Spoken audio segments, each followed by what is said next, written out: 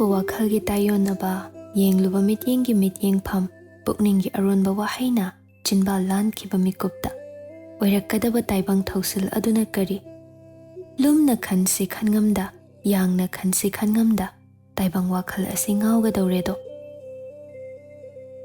ꯑꯗꯨꯛ ꯊꯥꯖꯈꯤꯗꯕ ꯅꯤꯡꯊꯦꯝ ꯃꯍꯥꯛꯀꯤ ꯋꯥꯍꯩꯅ ꯃꯥꯡꯗ ꯂꯦꯞꯂꯤꯕꯤ ꯃꯆꯜ ꯏꯕꯦꯝꯃ ꯇꯝꯐꯥꯁꯅꯥ ꯃꯍꯥꯛꯇꯣ ꯈꯖꯤꯛ ꯉꯛꯆꯥꯅ ꯃꯕꯨꯡ ꯅꯤꯡꯊꯦꯝꯗ ꯌꯦꯡ,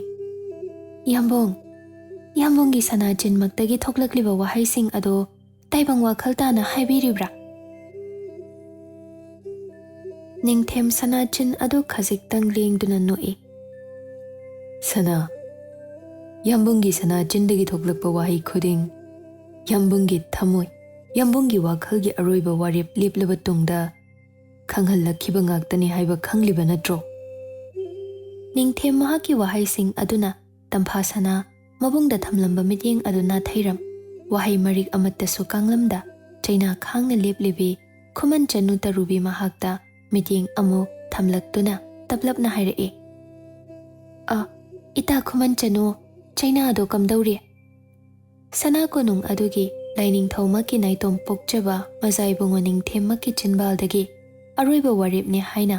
ꯀꯥꯡꯂꯛꯂꯤꯕ ꯋꯥꯍꯩ ꯑꯗꯨꯗ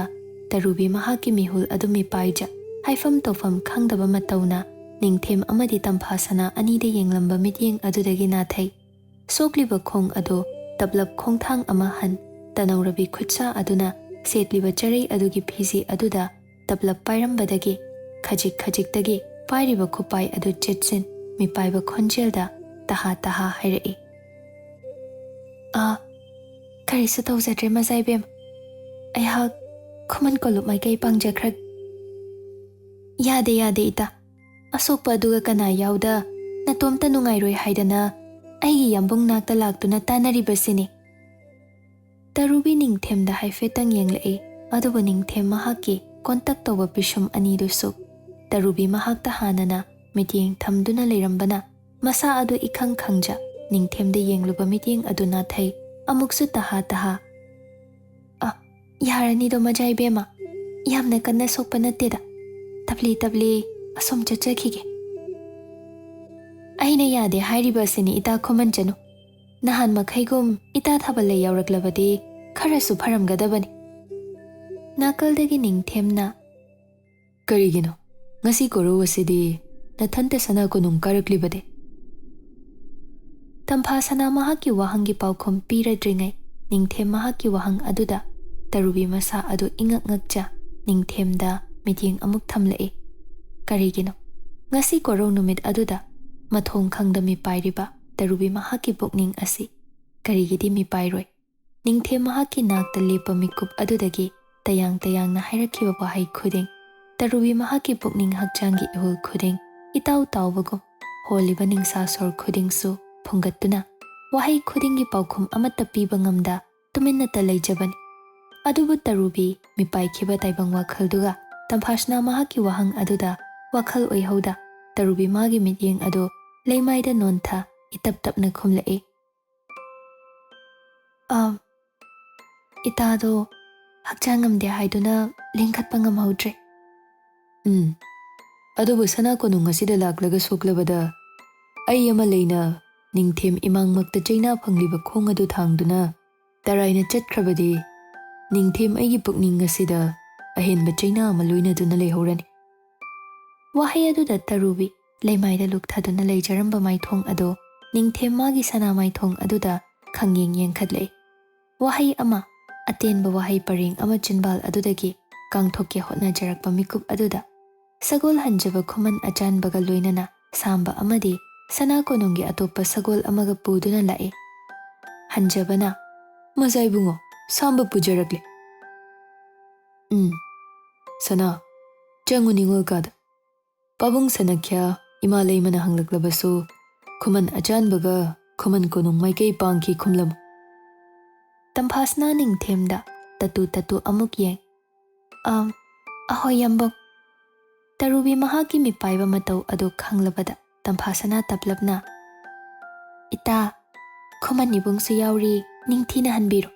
ꯁꯣꯛꯂꯤꯕ ꯈꯣꯡ ꯑꯗꯣ ꯊꯨꯅ ꯐꯕꯤꯔꯛꯎꯀꯣ ꯏꯇꯥ꯫ Tarubi wahai amadi haining haibadi ngamjada Tamphasanada yengja Masai bema Khuman achanba atopa sagol aduda pai Tarubi da yeng Ibungi Tarubi sagol sida karasi Tarubi Ningthem maikaida mityeng thamlam sokliba khong aduga tapli tapli Khuman achanba nakta leiriba sagol adugi maikai tam laktuna lepi Nabungi khut asida pai ngaklau oija sagol thaksida tapna kar Tampasana su changsin Tarubi mahaki mateng pangja nokmi yenglaga haire aduni ita aigi sida laklaga asok apan nang tarai thokibadi aihak pamde do aduna ita yambungi yathang ase inbasina pharani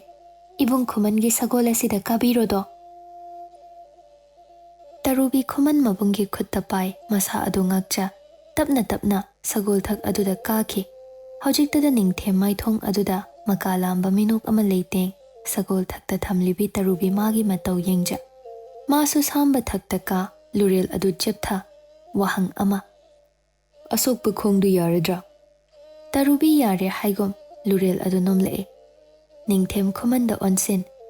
Khuman mang tharu phagani majaibung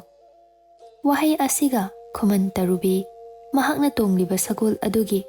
ngakta thuriba thauri du pai khongthang adu thangba hauki Ningthem Tampasana da yeng Sana kuina leithaganu ko wahai se hairam Ningthem khuman kolup maikai pangki maikai amadana Mishna haibi ibemadu moirang kolup yaurabada saklon onkhibi magi asengba saklon adu ut saptra amada lan haurakpa aduda moirang pokpa machabu themjin wahaina wahang hanglei Karino ipagi atombi ngarang ahing aduma sana konung chatsi haina ningai tauram aduga sana konung karuraba asidana themba yadaba makhai sauriba adu karigino ipada hayuni Mishna adu ningsa sor phuina hon mikup kharagi mangda sana konung adugi Ningthem leikol nungduda urakhiba thodok adu mitmangda amuk uraklagom khoirang khoisaunaba kalak mihoba adu hengat asawba khonpham amada Thaugalon amakai hairei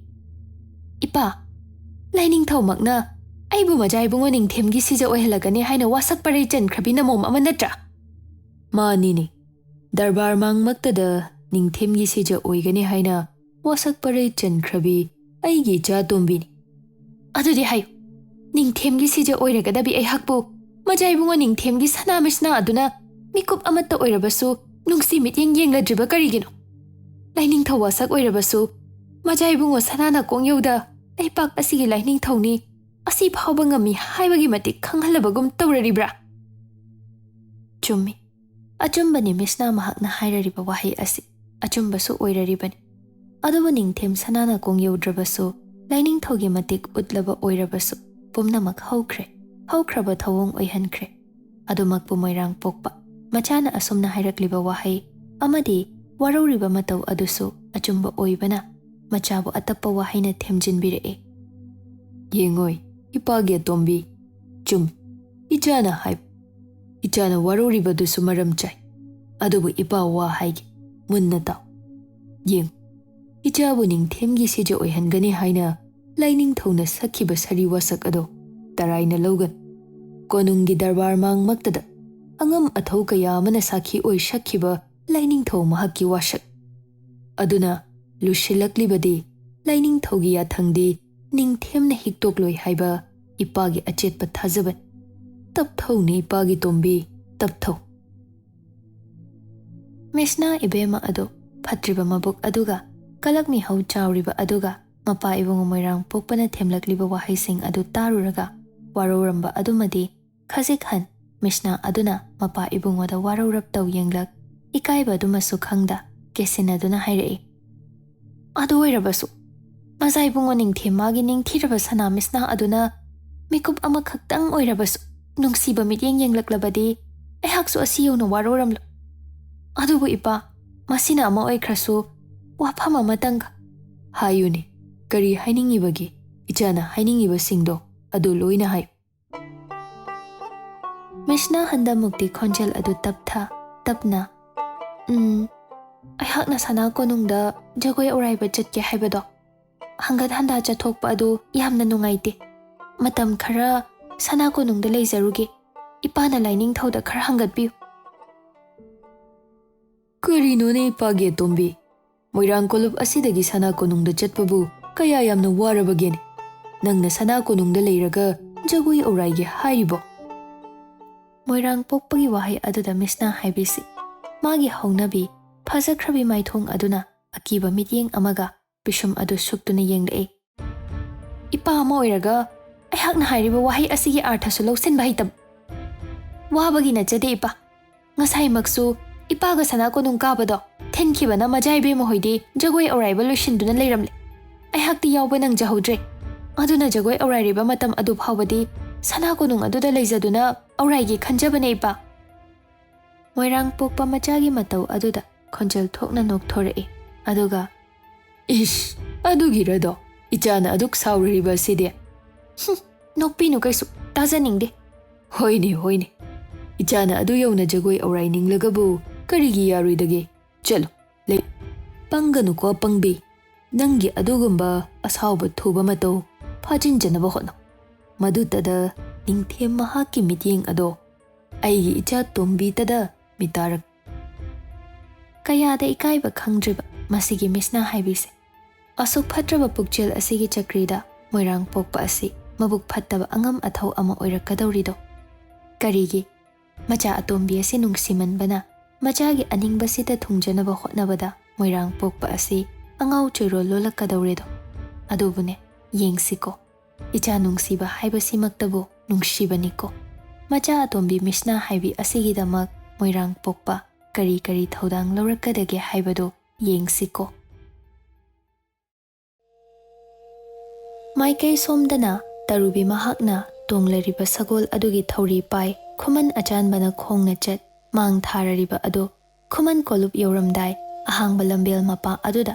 ꯇꯨꯡꯂꯣꯝꯗꯒꯤ ꯈꯪꯀꯧ ꯀꯧꯔꯛꯏ ꯅꯤꯡꯊꯦꯝꯅ ꯈꯨꯃꯟ ꯑꯃꯨꯛꯇ ꯉꯥꯏꯈꯣ ꯅꯤꯡꯊꯦꯝ ꯃꯥꯅ ꯀꯧꯔꯛꯄ ꯃꯤꯡꯒꯧ ꯑꯗꯨꯗ ꯈꯨꯃꯟ ꯑꯆꯥꯟꯕꯗ ꯅꯠꯇ ꯁꯒꯣꯜ ꯊꯛ ꯑꯗꯨꯗ ꯇꯣꯡꯂꯤꯕꯤ ꯇꯔꯨꯕꯤ ꯃꯍꯥꯛꯁꯨ ꯅꯤꯡꯊꯦꯝ ꯃꯥꯏꯀꯩ ꯑꯗꯣꯝꯗ ꯃꯤꯠꯌꯦꯡ ꯑꯗꯨ ꯊꯝꯂꯛꯏ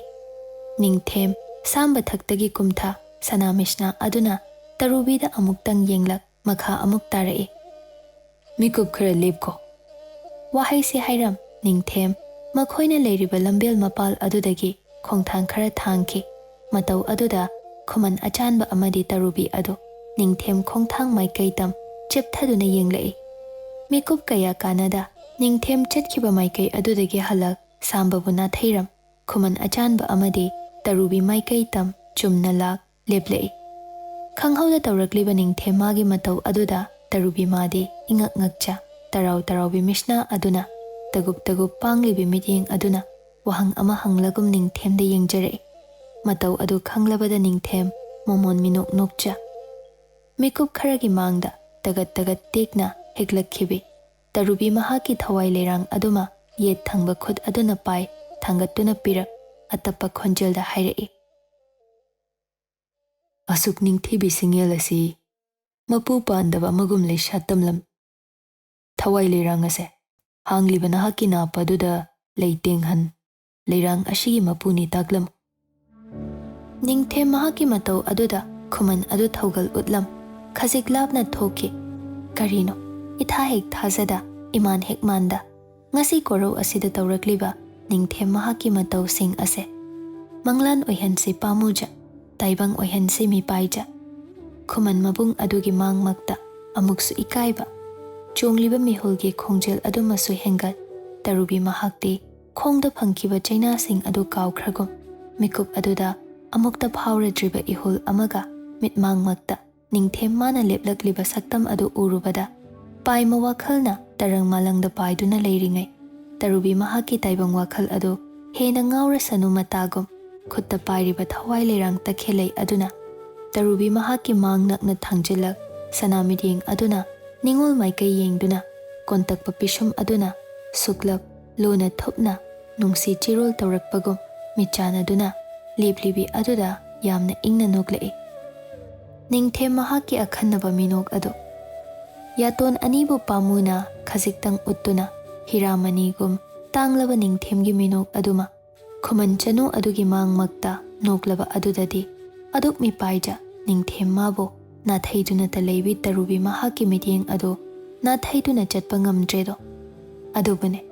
मिकुप खरगी तुंग अदुददी हिरामनी गुमलबा निंगथेम महाकी मिनोक अदो तरुबी महाकी मफमददी मपोक थिबी ओइरुबना पापकी मसक ओइरे खन तरंग मालंग अमदा पाइदुना येंगलंबा तरुबी महाकी मिटिंग अदो थोनमक थैदोक चाइथोगलुबा ताइबंग वाखल अदो पांगल फुदोक फाजिनजा असम यामना तपना हाइजरए थवाई लेरंग अदुगी मपुदी निंगथेमना ओइबिख्रबनी तोलबी अइहाकना निंगथेम लेकोलगी सिंगेल सिगी मपु सारुबा इतिकना चदि पाइरिबा सिंगेल अदुदा येंग खितंग नो इनिंगथेम अदुबु सिंगेल असिदी निंगथेम अइगे लेकोलदा लेसा तंबी सिंगेल अदु नत्तेदो निंगथेम लेकोलगी सिंगेल अमा ओइद्रबसु अइहाकी खुमन लेकोल अदुगी सिंगेल अमासु ओइदबना मपु पांदा कनागी लमहांगदा सातपी सिंगेल अमाबु तोलबी अइहाकी नापा सिदा तांगजहनिंगदेदो अनम कनबी तरुबी महाका निंगाई कनबा निंगथेम महाकी निंगाई अदुगना लंबेल मपाल असिदा तौनरक्लिबा चक्री असी करी मतौ ओइरक्लिबा अदुबुने अनीदुगी अंगम तानबा मरक असिदा मपु कना लेत्रबसु संबल अमा याउदा लेसात तमलिबी सिंगेल अदुगी मराल अदुना करी मानी सिंगेल महाकी मराल अमदी अदुक चाउना लेरी करीगिदी लेरोय निंगथेम महाकना लाकदौरिबा लंबेल अदुमक्ता थवाई लेरांग महाकना करीगी लेसात तमलमलिबा अदुनाने तखेले सिंगेल नाहकना निंगथेम महाकी निंगाइसु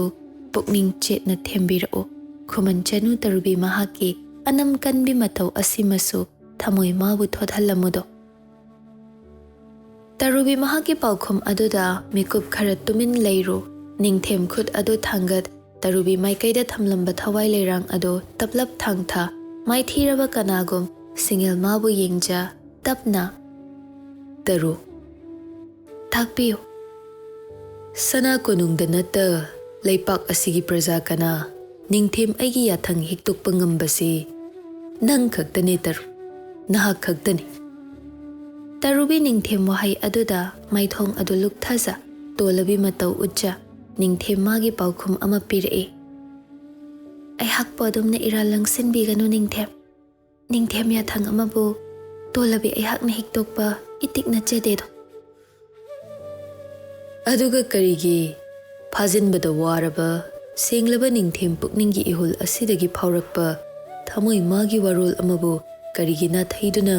तराई तराई इंथोकलिबा मदुदी निंगथेम याथंग नत्तबना अइहाकना नाथैबा ngamjabani करीगुम्बा निंगथेम याथंग ओइरमलबदी तोलबी अइहाकना नाथैजबसु ngamjaroy अदुदी करीनो हायो करीगुम्बा निंगथेमैगी वारोल अदुना याथंग ओइना ताउथरक्लबदी नाथैदुना चटलोय हाइना थमोय अमगी वारोलबु याथंग ओइना ताकलबदी थमोय मागी वारोल अदुगी मगुन अदुक नेमख्रगनिदो निंगथेम तरुबी मागी अनम कनबी मतौ अदुदा निंगथेम मागी निंगाई चंगद्रबदा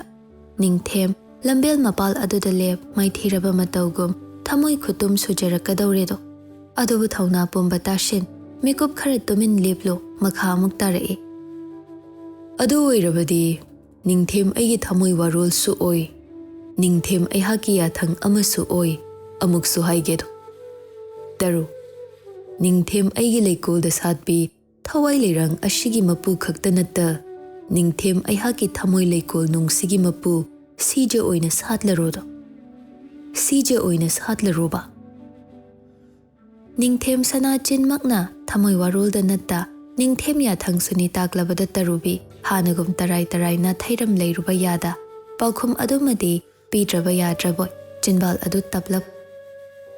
लेरांग मपोक ओइरबसु मपोक थिबी लेरांग मपोकनिदो मियामगी खोंगनेतना मफमदा हौबी नाचुम चिनबा यादबी लेरांग अमगुम सेंगलबा लाइफमलेन कयादा लेरांग लेना कतंगमदा लुक्थादुना सातलिबी लेरांगुम लेरांग लेखोक चेक्सिनजा मिपाइजना लेसा तमलिबी लेरांग महाकी पुनसिगा ꯄꯥꯡꯈꯛ ꯑꯣꯏꯖꯔꯤꯕꯅꯤꯗꯣ ꯅꯤꯡꯊꯦꯝ ꯑꯩꯒꯤ ꯊꯃꯣꯏꯗꯤ ꯇꯝꯕ ꯑꯇꯩ ꯀꯅꯥꯒꯨꯝ ꯐꯨꯒꯥꯏꯅ ꯁꯥꯠꯄꯤ ꯂꯩꯔꯥꯡꯕꯨꯁꯨ ꯃꯤꯇꯥꯔꯨꯗꯦ ꯊꯧꯅꯥ ꯐꯕꯤ ꯃꯤꯡꯊꯣꯜꯅ ꯅꯥꯄꯜ ꯀꯥꯕꯤ ꯂꯩꯔꯥꯡ ꯑꯃꯕꯨꯁꯨ ꯀꯜꯂꯛꯎꯗꯦ ꯑꯈꯥꯡ ꯀꯟꯕꯤ ꯃꯇꯧꯅ ꯁꯦꯡꯂꯕ ꯅꯍꯥꯛꯀꯤ ꯄꯨꯟꯁꯤ ꯈꯣꯡꯆꯠꯇ ꯅꯍꯥꯛꯀꯤ ꯆꯩꯉꯥꯛ ꯑꯣꯏꯖ ꯂꯩꯔꯥꯡ ꯂꯩꯈꯣꯛ ꯀꯥꯏꯍꯟꯗ ꯅꯃꯤꯒꯨꯝ ꯈꯣꯡꯊꯥꯡ ꯇꯨꯡꯏꯟꯖ ꯁꯦꯟꯅꯖꯒꯦꯗꯣ ꯅꯤꯡꯊꯦꯝ ꯑꯩꯍꯥꯛ ꯆꯤꯡꯅꯕꯁꯨ ꯄꯣꯛꯈꯤꯅꯨ ꯁꯣꯟꯊꯕꯁꯨ ꯐꯥꯎꯈꯤꯅꯨ ꯂꯩꯔꯥꯡ ꯃꯄꯣꯛ ꯇꯣꯜꯂꯤꯗꯣ ꯂꯩꯔꯥꯡ ꯅꯪꯒꯤ ꯀꯅꯥ ꯂꯩꯇꯦ ꯈꯟ ꯄꯨꯛꯅꯤꯡ ꯑꯗꯨꯃꯁꯨ ꯍꯟꯈꯤꯅꯨ ꯅꯍꯥꯛꯀꯤꯗꯃꯛꯇꯗꯤ ꯅꯤꯡꯊꯦꯝ ꯑꯩꯍꯥꯛ ꯂꯩꯔꯤ ꯀꯥꯎꯐꯗꯦ ꯅꯥꯔꯛꯇ ꯁꯥꯠꯄꯤ ꯑꯃꯒꯨꯝ ꯀꯔꯤꯒꯤ ꯂꯨꯞꯊꯗꯨꯅꯁꯨ ꯁꯥꯠꯂꯨꯒꯅꯤ ꯅꯤꯡꯊꯦꯝ ꯂꯩꯀꯣꯜ ꯅꯨꯡꯁꯤꯗ ꯅꯅꯤꯡꯇꯝꯅ ꯁꯥꯠꯂꯔꯣ ꯂꯩꯔꯥꯡꯂꯛꯇꯒꯤ ꯑꯊꯣꯏꯕꯤ ꯁꯤꯡꯌꯦꯜꯂꯛꯇꯒꯤ ꯑꯍꯦꯟꯕꯤ ꯑꯣꯏꯕꯤ ꯂꯩꯔꯥꯡ ꯅꯪꯒꯤ ꯄꯥꯎꯈꯨꯝ ꯑꯃ ꯅꯤꯡꯊꯦꯝ ꯑꯩꯍꯥꯛꯅ ꯉꯥꯏꯖꯔꯤꯗꯣ ꯅꯤꯡꯊꯦꯝ ꯊꯃꯣꯏ ꯑꯆꯦꯠꯄ ꯊꯃꯣꯏ ꯋꯥꯔꯣꯜ ꯑꯊꯨꯝꯕ ꯅꯨꯡꯁꯤ ꯋꯥꯍꯩ ꯑꯊꯣꯠꯄ ꯁꯅꯥ ꯆꯤꯟꯕꯥꯜ ꯑꯗꯨꯗꯒꯤ ꯊꯣꯛꯂꯛꯄ ꯅꯤꯡꯊꯦꯝ ꯋꯥꯔꯣꯜꯁꯤꯡ ꯑꯗꯨꯅ ꯇꯣꯜꯂꯕꯤ ꯃꯄꯣꯛ ꯊꯤꯕꯤ ꯇꯔꯨꯕꯤ ꯃꯍꯥꯛꯀꯤ ꯀꯟꯁꯤꯜꯂꯝꯕ ꯊꯃꯣꯏ ꯑꯗꯨ ꯁꯥꯔꯕ ꯀꯥꯂꯦꯟꯒꯤ ꯃꯩꯁꯥꯗ ꯑꯍꯦꯟꯕ ꯃꯩꯁꯥ ꯍꯥꯞꯂꯛꯂꯒꯨꯝ ꯄꯥꯏꯁꯤꯟꯕ ꯌꯥꯗ ꯃꯇꯧꯗ ꯃꯍꯤ ꯂꯥꯡꯂꯛꯂꯕꯣꯏ ꯁꯖꯤ ꯃꯤꯠꯇꯥꯒꯨꯝ ꯇꯔꯥꯎꯕꯤ ꯃꯤꯁꯅꯥ ꯑꯗꯨꯗꯒꯤ ꯂꯥꯏꯖ ꯈꯨꯖꯣꯛ ꯑꯔꯤꯛꯄ ꯈꯖꯥꯏ ꯊꯛꯇ ꯃꯅꯤꯡ ꯇꯝꯂꯛꯂꯕꯣꯏ ꯅꯤꯡꯊꯦꯝ ꯁꯅꯥꯃꯥꯏꯊꯣꯡ ꯑꯗꯨꯗ ꯌꯦꯡꯖ ꯇꯅꯤꯛꯂꯕ ꯈꯣꯟꯖꯦꯜ ꯑꯗꯨꯅ ꯂꯦꯡꯉꯝꯗ꯭ꯔꯕ ꯆꯤꯟꯕꯥꯜ ꯑꯗꯨꯗꯒꯤ ꯌꯥꯝꯅ ꯂꯤꯛꯅ ꯍꯥꯏꯔꯛꯏ ꯑꯉꯝꯕ ꯅꯤꯡꯊꯦꯝꯒꯤ ꯌꯥꯊꯪꯗ ꯇꯣꯜꯂꯕꯤ ꯑꯩꯍꯥꯛꯀꯤ ꯈꯣꯡꯊꯥꯡ ꯇꯨꯡꯏꯟꯖꯒꯦ ꯅꯤꯡꯂꯨꯕ ꯃꯤꯀꯨꯞ ꯑꯗꯨꯃꯛꯇ ꯅꯤꯡꯉꯣꯜ ꯑꯩꯒꯤ ꯊꯃꯣꯏꯗ ꯐꯥꯎꯔꯛꯂꯤꯕ ꯃꯤꯄꯥꯏꯕ ꯑꯁꯤꯅ ꯇꯥꯏꯕꯪ ꯋꯥꯈꯜ ꯃꯥꯁꯨ ꯃꯅꯤꯡ ꯍꯟꯕ ꯍꯦꯜꯂꯛꯂꯤ ꯇꯣꯟꯕꯗꯒꯤ ꯇꯣꯜꯂꯕꯤ ꯂꯨꯈ꯭ꯔꯥ ꯃꯆꯥ ꯑꯩꯍꯥꯛꯅ ꯂꯩꯔꯥꯡ ꯃꯄꯣꯛ ꯑꯣꯏꯔꯕꯁꯨ ꯅꯤꯡꯊꯦꯝ ꯅꯍꯥꯛꯀꯤ ꯂꯩꯀꯣꯜ ꯅꯨꯡꯗ ꯑꯩꯒꯤ ꯀꯔꯤ ꯏꯇꯤꯛꯅ ꯂꯩꯁꯥ ꯇꯝꯕ ꯉꯝꯂꯨꯒꯅꯤ ꯂꯥꯔꯣꯏ ꯑꯣꯏꯕ ꯑꯩꯒꯤꯗꯤ ꯊꯋꯥꯏ ꯂꯩꯔꯥꯡ ꯑꯣꯏꯖꯒꯦ ꯁꯦꯡꯂꯕ ꯅꯤꯡꯊꯦꯝ ꯊꯃꯣꯏ ꯂꯥꯌꯨꯝ ꯑꯁꯤꯒꯤ ꯂꯩꯇꯦꯡ ꯑꯣꯏꯔꯤꯕꯤ ꯑꯃꯠꯇ ꯉꯥꯏꯔꯕꯤ ꯅꯤꯡꯊꯦꯝ ꯑꯩꯍꯥꯛꯀꯤ ꯁꯤꯖꯟ ꯂꯨꯅ ꯄꯣꯝ